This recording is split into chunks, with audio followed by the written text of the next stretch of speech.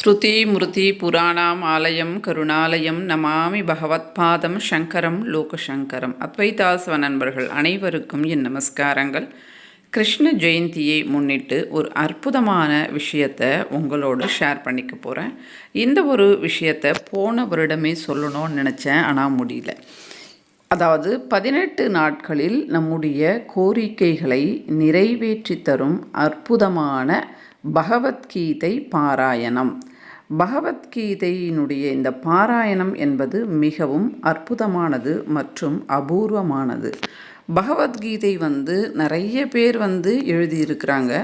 இருந்த போதிலும் இப்போ நீங்கள் வீடியோவில் பார்க்குறீங்க இல்லையா, இந்த மாதிரியான மேலே அட்டை போட்டிருக்கக்கூடிய இது ஹரே ராமா ஹரே கிருஷ்ணா டெம்பிள் அவங்க வெளியிட்டது. உண்மை உருவில் அப்படின்னு போட்டிருக்கோம். இதுதான் உண்மையானது.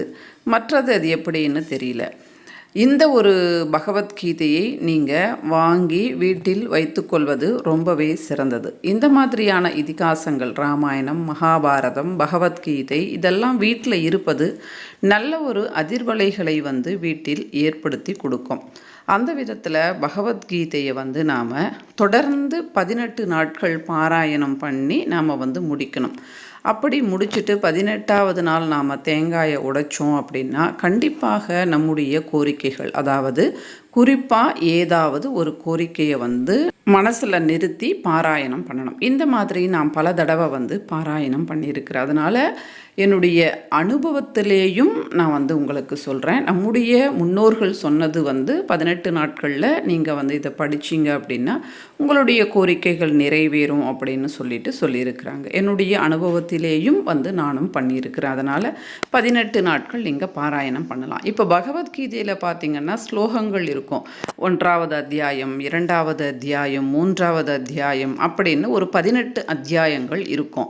அதில் ஒவ்வொரு நாளும் ஒரு அத்தியாயத்தை படிக்கணும். அப்படி படிக்கும்போது ஒரு அத்தியாயத்தில் நிறைய ஸ்லோகங்கள் இருக்கும். ஒவ்வொரு ஸ்லோகமும் இருக்கும், அதற்கு கீழே அதனுடைய அர்த்தமும் இருக்கும். உங்களுக்கு சமஸ்கிருதம் நல்லா படிக்க தெரியும் அப்படின்னா ஸ்லோகத்தை மட்டுமே நீங்கள் படிச்சுட்டே போகலாம். அல்லது ஸ்லோகமும் படித்து அதற்கு உண்டான அர்த்தத்தையும் நீங்கள் படிச்சுட்டு போகலாம். முதல் நாள் ஸ்லோகம், அதனுடைய அர்த்தம், அதாவது முதல் அத்தியாயத்தில். அப்படி முதல் அத்தியாயத்தில் எத்தனை ஸ்லோகங்கள் இருக்கோ அத்தனை ஸ்லோகங்கள் அத்தியாயம். இது ரொம்ப கஷ்டம் கிடையாது. ஒரு நாளைக்கு ஒரு அத்தியாயத்தை நாம் படிக்க போகிறோம். அந்த மாதிரி படிக்கலாம். எனக்கு இந்த சமஸ்கிருதம் படிக்க தெரியாதுங்க அப்படின்னு சொல்லுகின்றவர்கள் அர்த்தத்தை மட்டுமாவது நாம் தினம் ஒரு அத்தியாயம் அப்படின்ற விதத்தில் நாம் 18 நாட்கள் படிக்கலாம்.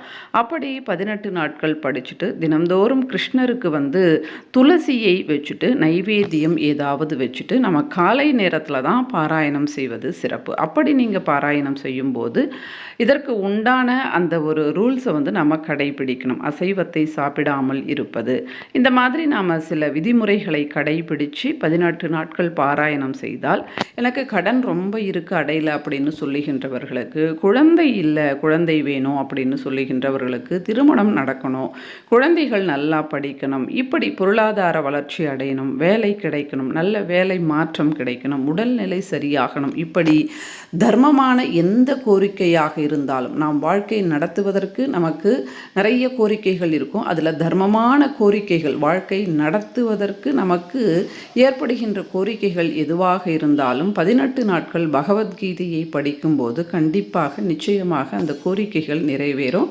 18வது நாள் தேங்காயை உடைச்சி கிருஷ்ணரை நாம் நல்லபடியாக பிரார்த்தனை செய்து கொள்ள வேண்டும். அப்படி நாம் செய்து கொண்டோம் அப்படின்னா கண்டிப்பாக அந்த ஒரு கோரிக்கைகள் நிறைவேறும். அதே மாதிரி தான் கணபதி ருண விமோச்சக ஸ்லோகம், அதிலேயும் 18 நாட்கள் பூஜை முறை இருக்குது.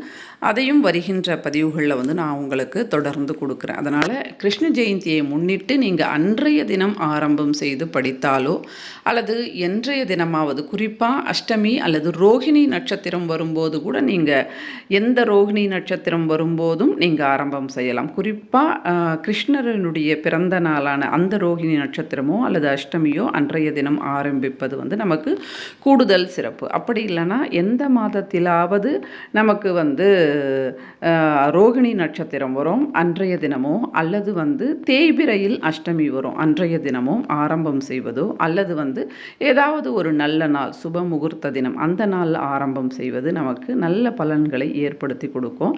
அதனால் எல்லாருமே வந்து நீங்கள் இந்த ஒரு பாராயணத்தை செய்து உங்களுடைய கோரிக்கைகள் எல்லாமே நிறைவேறணும் அப்படின்னு கிருஷ்ணர்கிட்ட நான் வேண்டிக்கிறேன்.